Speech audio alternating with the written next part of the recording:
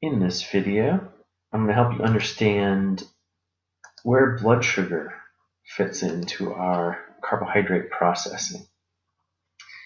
Here's a slide. You won't find it in your textbook. I borrowed it from another. We can see here what happens when our blood sugar rises. If my blood sugar is very high and I'm physically fit and active and use that energy right away, I go through glycolysis and then in through our ATP synthesis, just like we had looked at before. What if I don't go? Don't go for a walk. I have carbohydrate. My body wants to store that in a temporary way as liver and muscle starch, glycogen. This process of building glucose into glycogen, use the green arrow here, and we see that's called glycogenesis. This is what happens after a high carbohydrate meal. My body wants to store up sugar as starch so that when I sleep and I don't eat, or perhaps I miss a few meals, my blood sugar can slowly be kept up by breaking the glycogen down and just running this pathway backwards to produce blood glucose. So it might sound strange, but 10 or 12 hours into a fast, we could see your blood sugar rise, even if you haven't had anything to eat. And it's because you have stored up carbohydrates from the day before. As glycogen, liver and muscle starch, when we break this down, we use the red arrow, that's called glycogenolysis. Lysis of glycogen, glycogenolysis.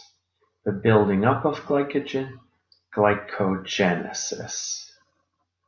So you should be familiar with where these processes happen outside of the cell. The glucose enters the cell, and then we know through which process we build glycogen and how we hydrolyze it. And then don't forget, we can also, in a case of having to run really quickly, we can quickly just take that glycogen and feed it right into the citric acid cycle for immediate energy.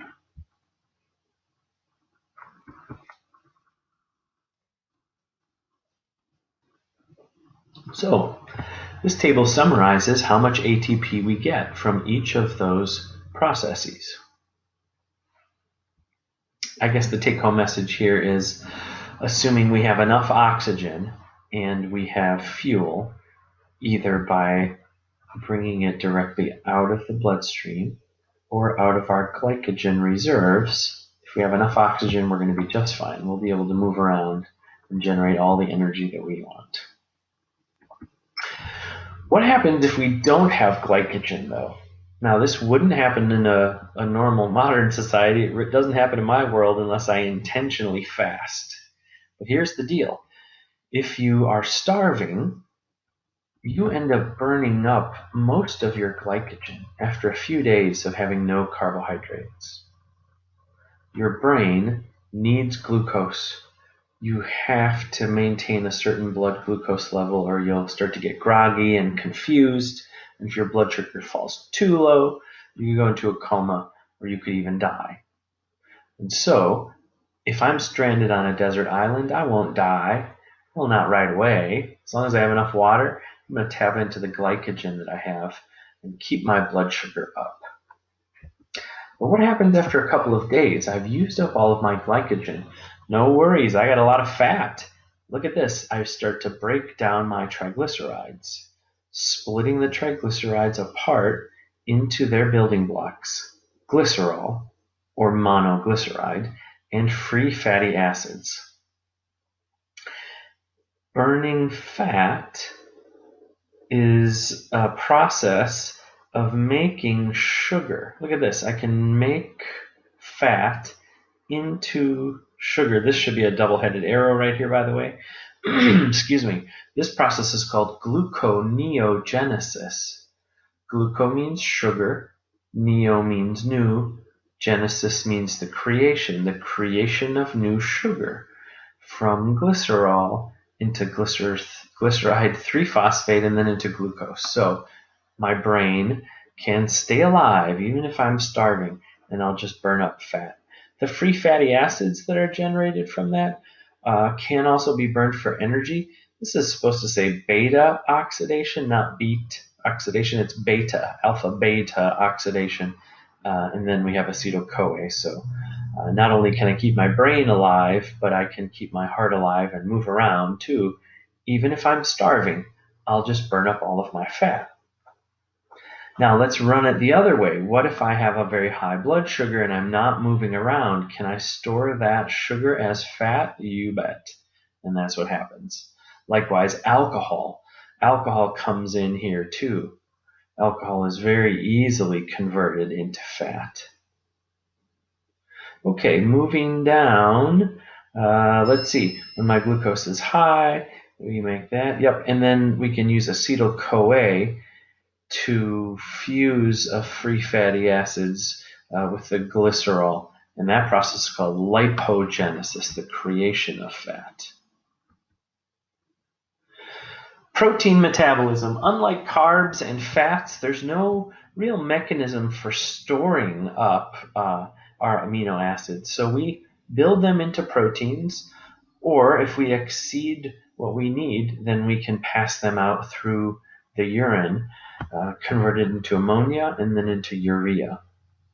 So for most people, we get plenty of protein, so it's not an issue of deficiency, it's an issue of burden on the kidneys. Eating too much protein or taking protein supplements can be very, very hard on the kidneys. On the other end of the spectrum, if we don't consume enough proteins, then we can become deficient because there's no way of storing it up.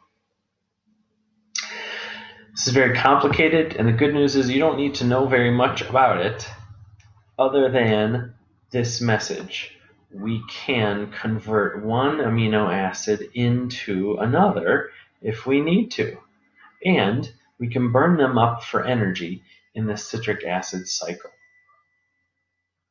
So in the last video, we talked really briefly about how non-essential amino acids are those that we can make. We can convert one into another, or in cases where we're starving, we can begin to break amino acids down and burn them for fuel. The essential amino acids have to be eaten.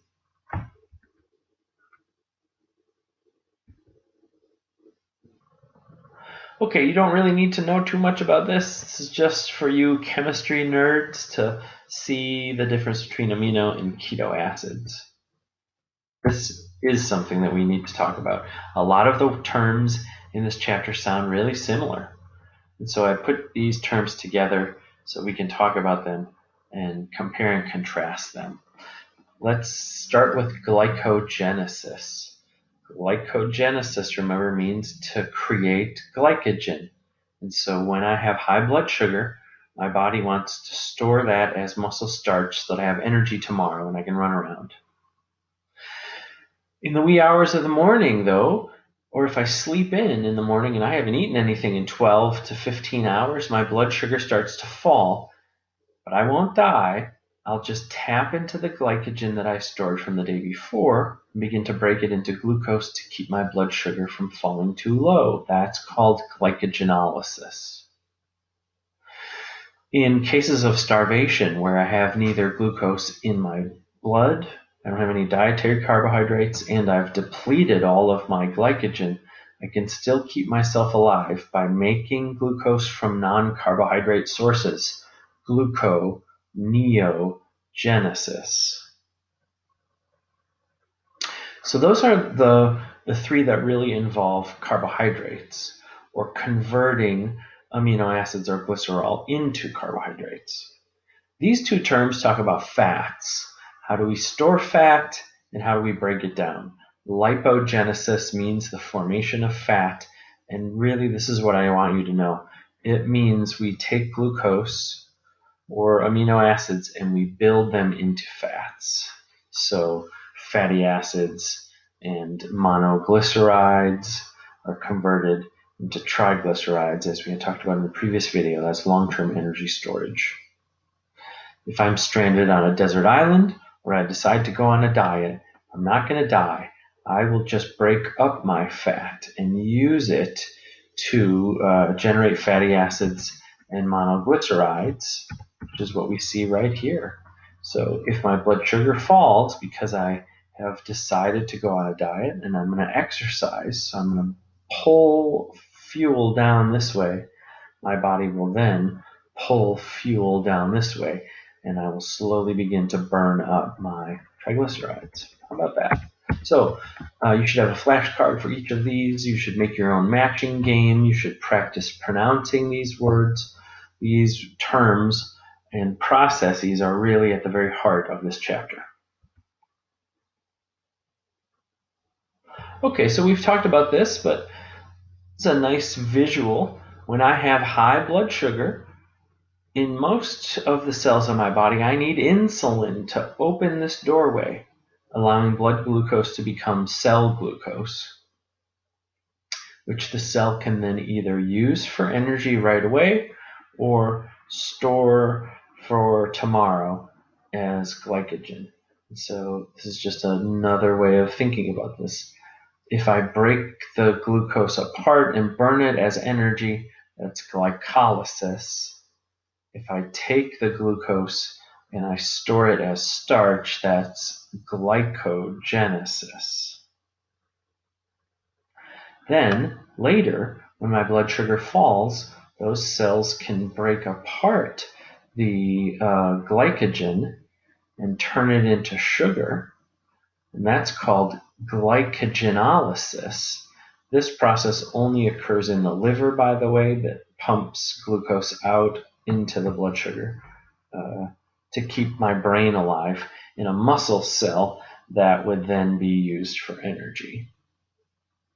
Then, in cases of starvation, where we don't have adequate carbohydrates, we can make sugar out of non-carbohydrate sources.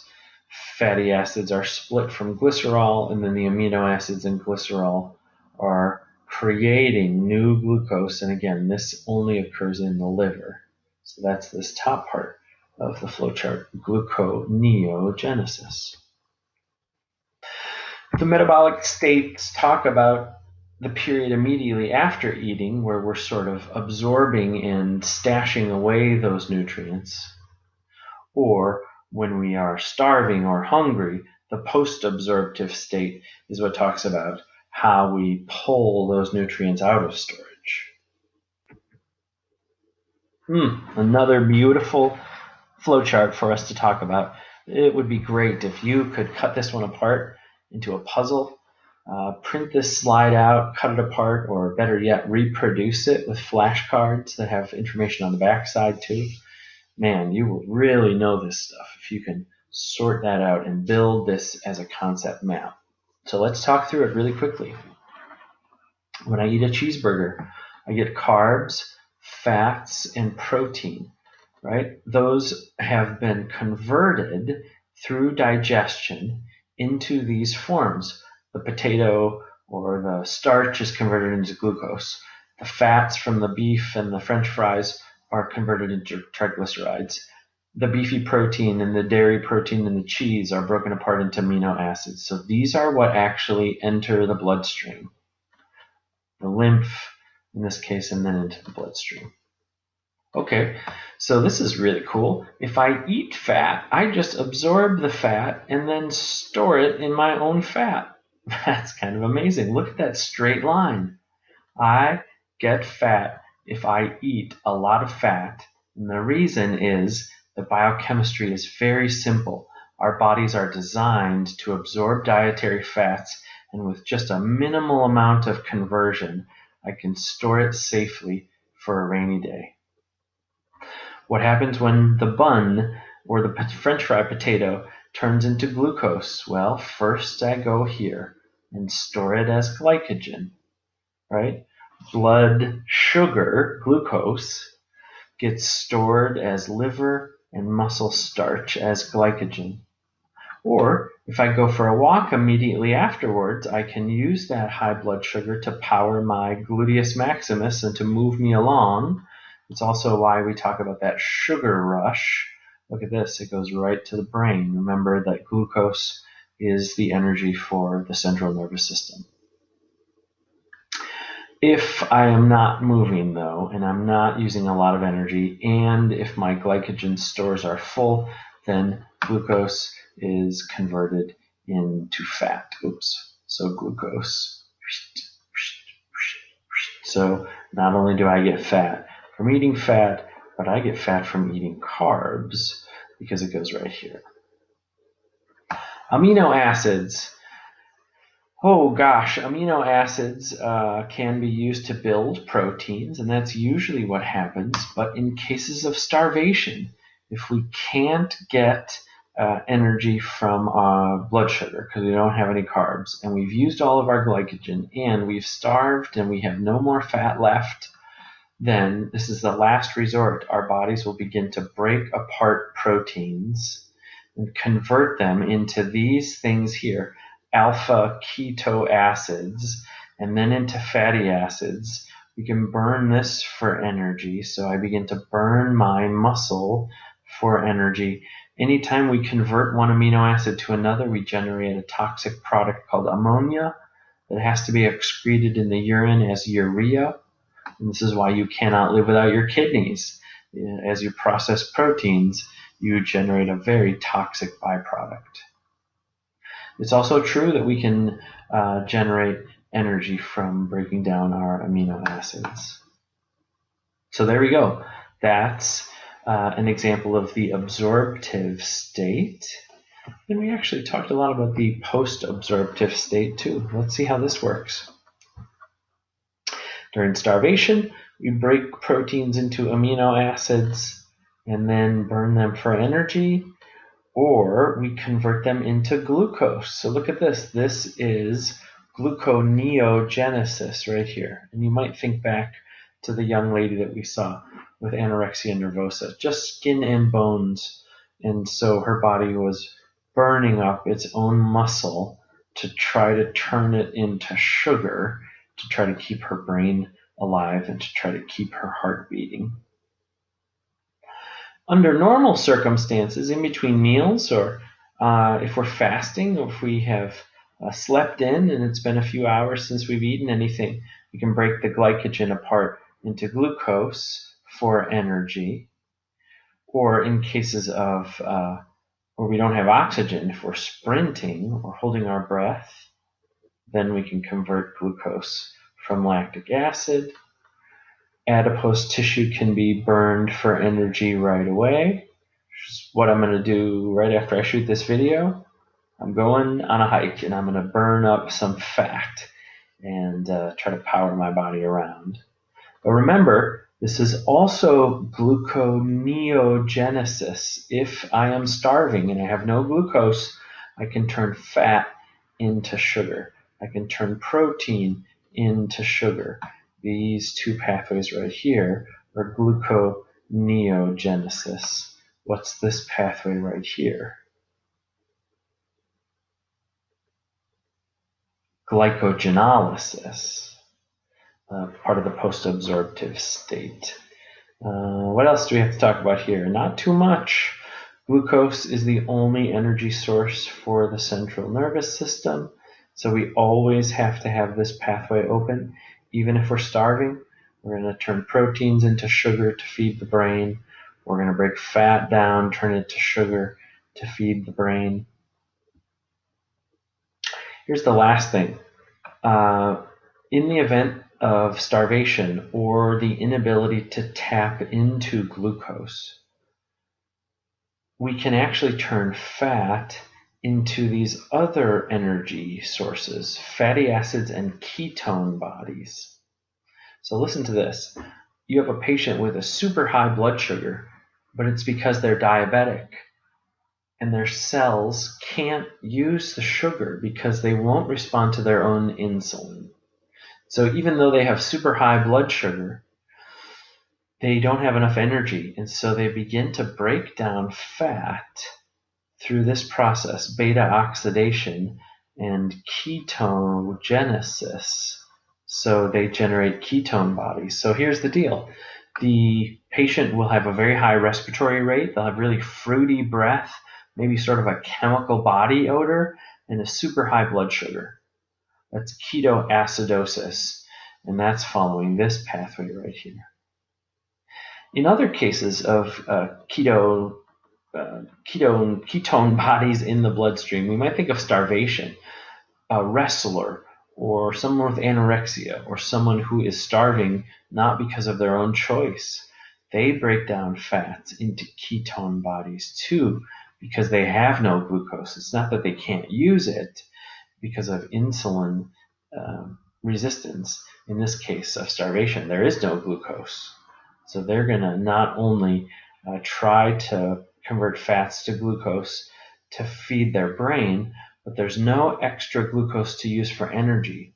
So they're going to break down their fatty acids, beta oxidation, and then ketogenesis, generating ketone bodies to use for energy as well. So if you've ever dated somebody on the Atkins diet, they have this terrible chemical breath. Or if you've dated a wrestler, or if you've ever hung out with people who are starving for whatever reason, they have a really nasty sort of acetone breath. Okay, once again, I highly recommend that you cut this apart, make flashcards, use Post-it notes, because if you just stare at this, you're not really going to learn it. You have to really manipulate it and think through these different biochemical pathways to really master this. Getting near to the end, good people. The metabolic rate is really your energy in and energy out. So we talk about the total amount of energy produced and used by your body every day. How do we calculate our metabolic rate? Well, we have to start here. The BMR, basal metabolic rate. It really means the amount of energy that you would use in a 24-hour period if you just didn't do anything. Like if you literally just laid in bed. Try not to think too much. Don't get up. Don't do any exercise. Don't talk. Just sort of lay there, conscious, relaxed. You would still burn, depending on the individual, somewhere between 1,200 and maybe 1,600 calories. That's pretty good. You burn up a lot of calories just doing nothing. Now, when we do get up and we talk and we run around, then we can burn a lot more calories. So this is sometimes called muscular activity. And of course, energy used to digest and absorb our food. Those are the components of metabolic rate. We think about energy coming in and out of our body from the environment. Man, I would sure love to be on a beach right now. That looks lovely. We absorb radiation from the sun and from the water. We lose energy through perspiration and evaporation. We lose energy from the cool breeze. We gain energy from the sun. Okay, so yeah, this is all having to do with homeostasis and keeping our body from getting too warm. But it doesn't really have a lot to do with our basal metabolic rate. These types of activities, cooling and warming us, probably don't have a significant effect on whether we're gaining or losing weight. A small effect, but not a huge one. Good for you to work through the feedback loops so you can understand how the body regulates temperature as we had related to the last slide. Good extra credit questions here if you want to commit some of these to memory. And we're all done.